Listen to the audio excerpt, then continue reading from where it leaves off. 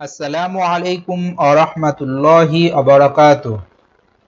আরবি ভাষা শিক্ষার্থী প্রিয় ভাই ও বোনেরা এবং সম্মানিত মুআল্লিম ও মুআল্লিমা সবাইকে আজকের দর্সে আহলান ও সাহলান। আমরা কিরাআতুল আদাদি ওয়াল আওকাত অর্থাৎ সংখ্যা ও সময়ের ব্যবহার এই কিতাবটার উপরে ধারাবাহিকভাবে আলোচনা করছি। আমরা প্রথম দর্স নিয়ে আলোচনা করেছি। প্রথম দর্সের ভিতরে আমরা 1 ও 2 সংখ্যার বিস্তারিত আলোচনা ব্যবহারের নিয়মটা দেখিয়েছি। আজকের দর্সটা অনেক গুরুত্বপূর্ণ দর্স হবে, 3 থেকে 10 পর্যন্ত সংখ্যার আলোচনা। এই জন্য আজকের দর্সটা আপনারা সবাই মনোযোগ সহকারে দেখবেন। আর যারা প্রথম দর্সটা দেখেননি তারা প্রথম দর্সটা মেহেরবানি করে দেখে নেবেন, তাহলে ধারাবাহিক যেহেতু আলোচনা হবে এই জন্য আপনাদের সামনের আলোচনাগুলো বোঝাটা সহজ হবে। তাহলে চলুন আমরা শুরু করি। আদ-দরস সানি 3 থেকে 10 পর্যন্ত সংখ্যার আলোচনা। আজকে গুরুত্বপূর্ণ একটি আলোচনা হবে।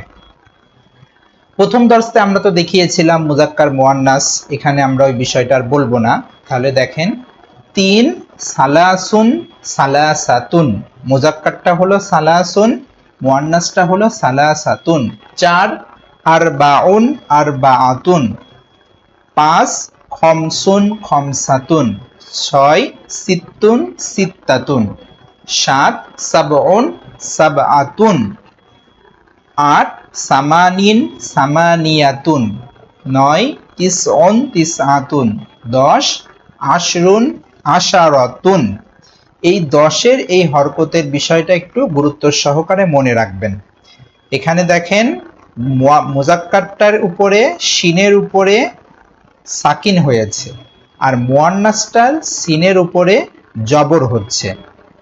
এই বিষয়টা একটু মনে রাখবেন মনোযোগ সহকারে। এই গেল 3 থেকে 10 পর্যন্ত সংখ্যার আরবি নাম। এখন এই সংখ্যাগুলোর ব্যবহারের নিয়ম। আচ্ছা, উপরের সংখ্যাগুলোকে আল আদাদুল মুফরাদ বলে, যেহেতু একক সংখ্যা এই কারণে মুফরাদ। এই সংখ্যাগুলোর ব্যবহারের নিয়ম কানুন এটা একটু গুরুত্ব সহকারে আপনারা সবাই খেয়াল করবেন। মুজাক্কার ও মুয়ান্নাস এর দিক থেকে আদদ সবসময় মাদুদ এর বিপরীত হবে। আমরা প্রথম দর্সে আপনাদেরকে দেখিয়েছি আদদ কাকে বলে, মাদুদ কাকে বলে। মুজাক্কার মুয়ান্নাস আদদ মাদুদের ক্ষেত্রে বিস্তারিত আমরা প্রথম দর্সে আলোচনা করেছি। আশা করি এখানে আপনাদের এই আদদ মাদুদ এবং মুজাক্কার মুয়ান্নাসের বিষয়টা পরিষ্কার ভাবে আপনারা বুঝতে পারবেন। আচ্ছা, মুজাক্কার ও মুয়ান্নাস এর দিক থেকে আদদ সবসময় মাদুদ এর বিপরীত হবে। আদদ যদি মুজাক্কার হয় তাহলে মাদুদ মুয়ান্নাস হবে। তাহলে 3 থেকে 10 পর্যন্ত সংখ্যাগুলোর ব্যবহারের নিয়মের ভিতরে প্রথম নিয়ম হলো মুজাক্কার ও মুয়ান্নাসের দিক থেকে আদদ সবসময় মাদুদের বিপরীত হবে। বিপরীত বলতে গেলে আদদ মাদুদ যদি মুজাক্কার হয় তাহলে আদদ হবে মুয়ান্নাস। এই মুজাক্কার ও মুয়ান্নাসের দিক থেকে সম্পূর্ণ বিপরীত হবে। উদাহরণ দেখেন স্পষ্ট হবে, যেমন সালাসু বানাতিন। তাহলে এই যে বানাত এটা যেহেতু মাদুদ আর এই সালাস এটা হলো আদদ, তাহলে আমরা বলে আসলাম আদদ মাদুদের বিপরীত বা মাদুদ আদদের বিপরীত হবে। তাহলে এই যে সালাস এটা হলো মুয়ান্নাস শব্দ, এই কারণে এখানে আদদটা দেখেন মুজাক্কার নিয়ে আসা হয়েছে। 3 জন মেয়ে। এখানে দেখেন সালাসাতু আউলাদিন, আউলাদ এটা মুজাক্কার শব্দ, ঠিক এর কারণে আদদটাকে মুয়ান্নাস নিয়ে আসা হয়েছে। সালাসাতু আউলাদিন, 3 জন ছেলে।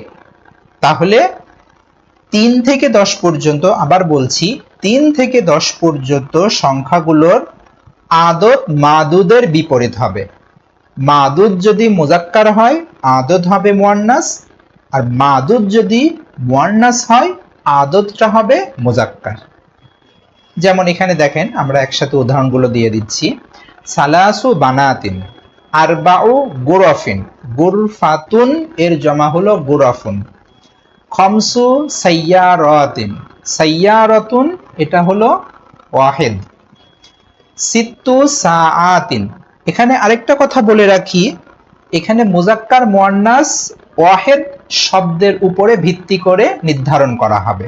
ওয়াহেদ শব্দটা যদি মুজাক্কার হয় তাহলে আপনার আদত হবে মুয়ান্নাস, ওয়াহেদ শব্দটা যদি মুয়ান্নাস হয় তাহলে আদতটা হবে মুজাক্কার।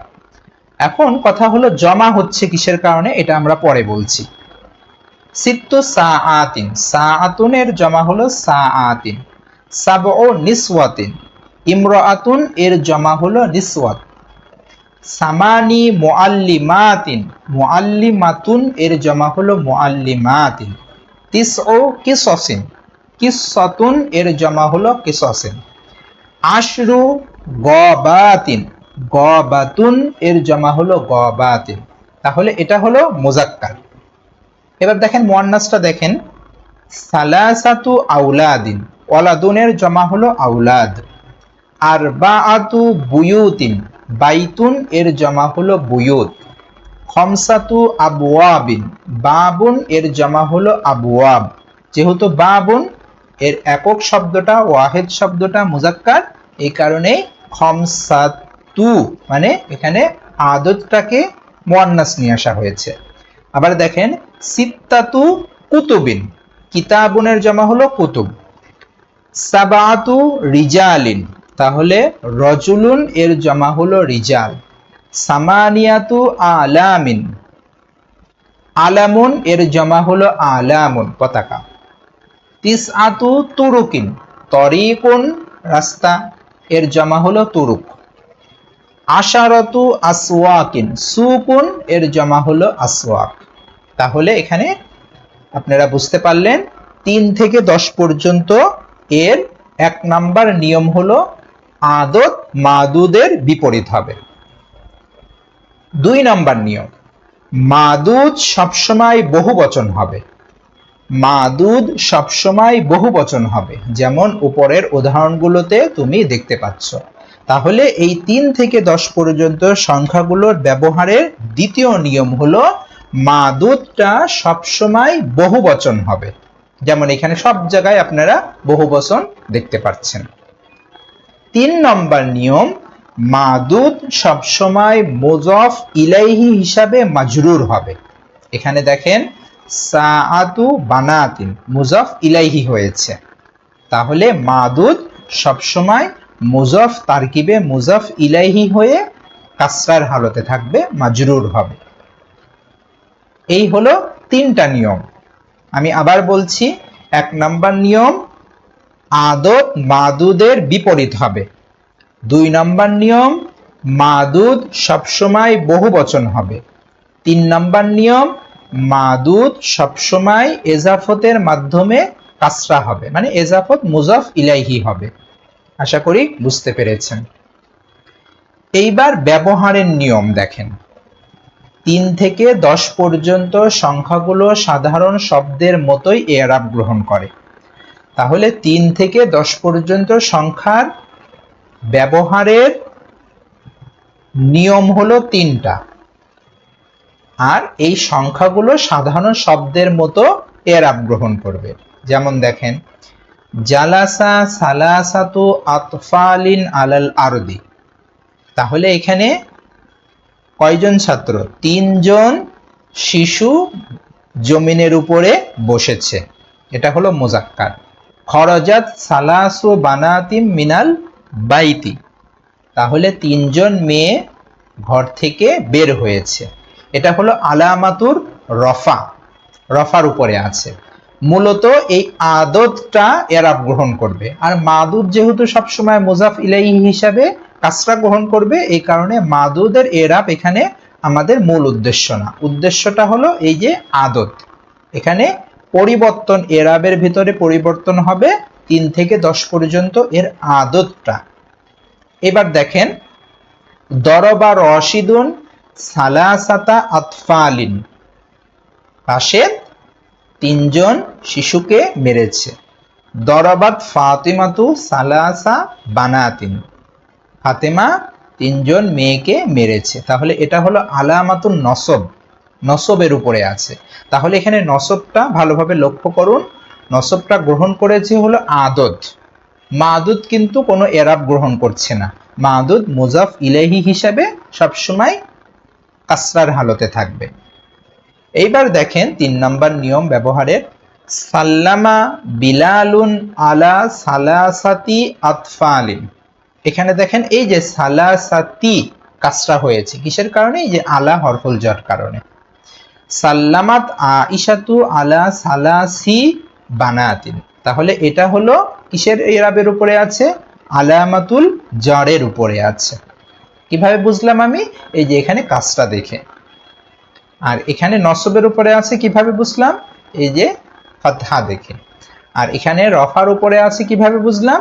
এই যে পেশ দেখে। তাহলে আপনারা আশা করি এরাবটা স্পষ্টভাবে বুঝতে পেরেছেন ৩ থেকে ১০ পর্যন্ত। এইবার এখানে আরেকটা গুরুত্বপূর্ণ বিষয় নিয়ে আলোচনা করা হবে। এটা হলো ইমলা সংক্রান্ত, কওয়াইদুল ইমলা সংক্রান্ত, লেখা সংক্রান্ত। এই যে ৮ নাম্বার সামানি, এই যে ৮, এই ৮ লেখার কিছু নিয়ম রয়েছে।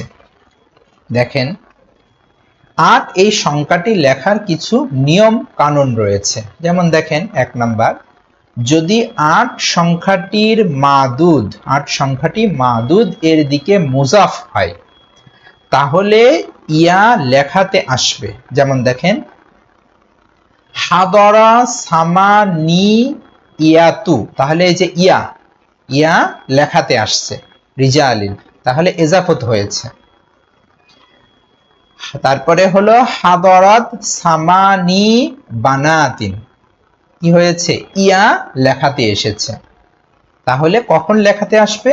যদি এই ৮ সংখ্যাটা যদি তার মাদুদের দিকে এজাফত হয়। ২ নাম্বার, যদি ৮ সংখ্যাটি মাদুদ এর দিকে মুজাফ না হয় আর মাদুদ যদি মুজাক্কার হয় তাহলে ইয়া লেখাতে আসবে। ২ নম্বর নিয়ম কি? ৮ সংখ্যাটি মাদুদের দিকে মুজাফ না হয়। উপরে ১ নম্বরের নিয়ম ছিল যদি মুজাফ হয়, আর এখানে মুজাফ না হয় আর মাদুদটি যদি মুজাক্কার হয় তাহলে ইয়া লেখাতে আসবে। যেমন দেখেন নাজাহা মিনাত তুল্লাবি সামানিয়াতুন, তাহলে ছাত্রদের থেকে ৮ জন সফল হয়েছে। এখানে দেখেন সামানিয়াতুন এর পরে কিন্তু কোনো মুজাফ ইলাইহি উল্লেখ নেই। ১ নাম্বার মুজাফ ইলাইহি উল্লেখ নেই। আর মাদুদ যদি মুজাক্কার হয়, এখানে দেখেন মাদুদ সবসময় আগে আসার কথা, এই পরে আসার কথা, কিন্তু এখানে দেখেন মাদুদটা কি এসেছে? আদদের আগে এসেছে। এরপরেও এটাকে মাদুদ হিসাবে গণ্য করা হবে, যদিও ইজাফত হয়নি, কিন্তু এখানে ধরা হবে যে ছাত্রদের থেকে ৮ জন, এই হিসাবে এই তুল্লাব মাদুদ, যদিও ইজাফত হিসাবে ব্যবহার হয়নি। ৩ নাম্বার নিয়ম, যদি ৮ সংখ্যাটি মাদুদের দিকে মুজাফ না হয় আর মাদুদটি যদি মুয়ান্নাস হয়, তার মানে দুইটার বিপরীত, মুজাফ হচ্ছে না, ইজাফত হচ্ছে না, আর মাদুদটি মুজাক্কারও হচ্ছে না, মুয়ান্নাস যদি হয়, এবং আদতটি যদি নসব এর হালতে থাকে, আদতটি যদি নসবের হালতে থাকে তাহলে ইয়া লেখাতে আসবে। যেমন দেখেন রাআইতু মিনাত তালিবাতি সামানি ইয়ান, সামানি ইয়ান, তাহলে এখানে কি হয়েছে? এজাফত হয়নি। ২ মাদুদটা মুজাক্কার হয়নি, তাহলে এই ২ সূরতে ৩ সূরতে কি হবে? ইয়াটা লেখাতে আসবে। আচ্ছা, এইবার দেখেন আর আদত যদি রফা কিংবা জরের হালতে থাকে তাহলে ইয়া লেখাতে আসবে না। উপরে আমরা দেখালাম কোথায় ইয়াটা লেখাতে আসবে, খতের ভিতরে ইয়াকে লিখবেন আপনারা ইমলা বিধান অনুযায়ী, আর এখানে কোথায় লিখতে হবে না এই সংক্রান্ত। তাহলে কি বললাম? আর আদত যদি রফা কিংবা জরের হালতে থাকে তাহলে ইয়া লেখাতে আসবে না। যেমন দেখেন হাদরাত মিনাত তালিবাতি সামানিন, তাহলে এখানে এই যে আদতটা কিসের হালতে আছে? জরের হালতে। আর আদত যদি রফা কিংবা জ্বরের হালতে থাকে, তাহলে এখানে রফার হালতে আছে, জ্বরের হালতে না, এখানে রফার হালতে আছে। তারপরে এটা দেখেন, মাররতু মিনাত তলিবাতি বিসামানিন, এই যে এখানে যেহেতু বি হরফুল জ্বর আসে, এই কারণে এটা জ্বরের হালতে আছে, আর এখানে এটা আছে রফার হালতে। আশা করি বুঝতে পেরেছেন বিষয়টা। এই হলো 3 থেকে 10 পর্যন্ত সংখ্যার মৌলিক আলোচনা। এটা একটা গুরুত্বপূর্ণ আলোচনা। অনেকেই এই 3 থেকে 10 পর্যন্ত লেখার ক্ষেত্রে ভুল করে এবং বলার ক্ষেত্রেও ভুল করে।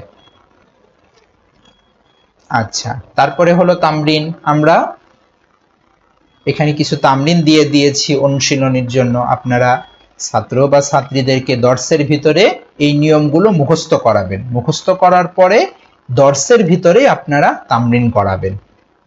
দাঁড় করিয়ে করিয়ে একজনকে ধরবেন, একজন উত্তর দিবে, আবার আরেকজনকে ধরবেন, আবার আরেকজন উত্তর দিবে। এইভাবে এখান থেকে 3 জন ছেলে একজনকে দাঁড় করাবেন, বলে এই তুমি দাঁড়াও, বলো 3 জন ছেলে, 4 জন মেয়ে, এইভাবে তামরিন করাবেন। তারপরে এখানে আমরা কিছু আরবি তামরিন দিয়ে দিয়েছি, যেমন এখানে 5 দেওয়া আছে, তারপরে আওলাদ আছে। তাহলে এখানে কি খমসুন হবে না খমসাতুন হবে?